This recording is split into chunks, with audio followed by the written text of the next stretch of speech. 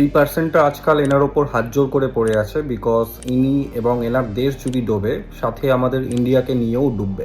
যিনি কারোর সামনে ঝোঁকে না, তিনি তাহলে কেন এই মানুষটার সামনে ঝুঁকছে? ওয়াই? আমাকে 1 মিনিট দাও, আমি এক্সপ্লেন করছি। দুটো কোম্পানি আছে, যার মধ্যে একটা হচ্ছে চেক পয়েন্ট সফটওয়্যার, আরেকটা হচ্ছে সাইবার আর্ক। দুটোই হচ্ছে সাইবার সিকিউরিটির একদম টপ কোম্পানি। দুটোরই ফাউন্ডার হচ্ছে মোসাদের এজেন্ট, আর দুটোই হচ্ছে ইসরায়েলি কোম্পানি। এই কোম্পানিটার কাছে আছে ইন্ডিয়ার প্রত্যেকটা ব্যাংকের অ্যাক্সেস।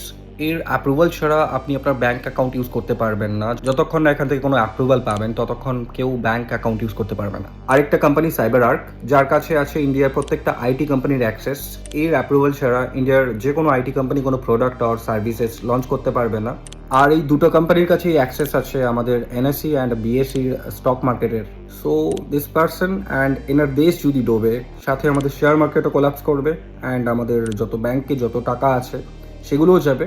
আর আমাদের আইটি কোম্পানিগুলো, যেগুলো আমাদের স্পাইন, সেগুলোও তার সাথে কোলাপস করবে। প্রত্যেকটা টেকনিক্যাল ফিল্ডে Facebook, Instagram, WhatsApp and Google, প্রত্যেকটার ফাউন্ডারই হচ্ছে জিউস, মানে এই ইসরায়েলের লোকেরা।